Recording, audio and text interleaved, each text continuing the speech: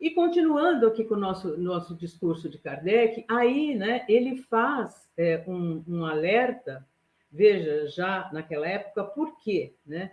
Como aquela advertência de Erasto, ele já, antes de sair de Paris, ele já estava com ela, e Erasto depois vai falar sobre isso, porque esse discurso é em 1861. Em 1862, quando ele volta para Bordeaux, já o Rostand e o Pesani já estavam começando a minar o movimento espírita, com toda aquela história do desvio que a gente já sabe, e mais oportunamente, né, a gente comenta, dizendo que o Rostand aí seria o novo Messias, que, enfim, toda a antítese da doutrina espírita, né, lá nos 4 evangelhos, com os conceitos de culpa, castigo, punição, com a heteronomia, com Deus destruindo o mundo para criar outro, enfim.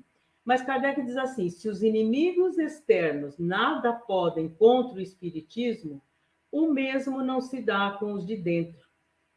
Refiro-me aos que são mais espíritas de nome, que de fato, sem falar dos que do espiritismo tem a máscara. E aí, num outro parágrafo, o mais belo lado do espiritismo é o lado moral. É por suas consequências morais que triunfará, pois aí está a sua força. Por aí é invulnerável.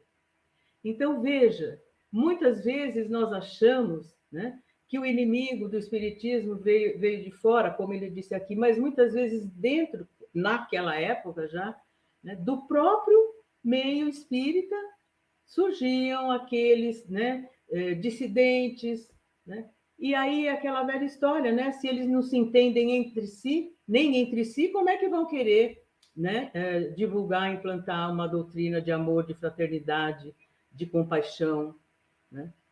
E ele diz assim: inscreve em sua bandeira amor e caridade. E ante este paládio mais poderoso que o de Minerva, a deusa grega, né? Porque vem do Cristo, a própria incredulidade se inclina. Olha que coisa linda, Beto, eu queria que você comentasse um pouquinho isso também. Escreve na tua bandeira amor e caridade. Beto,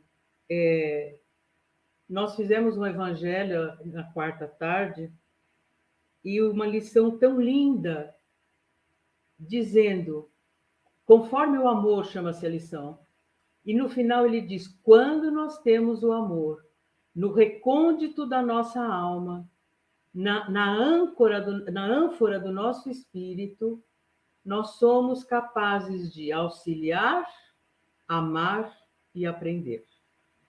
E veja, Kardec fala isso naquela época: escreve em tua bandeira, ou seja, na tua bandeira espírita, amor e caridade, né? E muitas vezes, por que as pessoas entram em dissidência, e nós vamos ver isso também mais tarde? Kardec fala do egoísmo, do orgulho, da vaidade, da soberba. Por quê? Porque o ser humano ainda quer personalizar, personificar, né? Então, nós nos achamos sempre superiores. Mais para frente, eu acho que é Erasto que fala, aquele que pode, que tem, não é aquele que tem mais experiência ou sábio que sabe mais, mas aquele que estudou profundamente a nossa filosofia. Então, é o estudo, Kardec fala tudo isso para depois nos dizer que é o estudo aprofundado da doutrina espírita que nos permite sedimentar esses princípios, né? Argumentar com propriedade de tal forma, nós não estamos para convencer ninguém, mas aquilo que nós acreditamos tem que estar com toda a força dentro do nosso coração.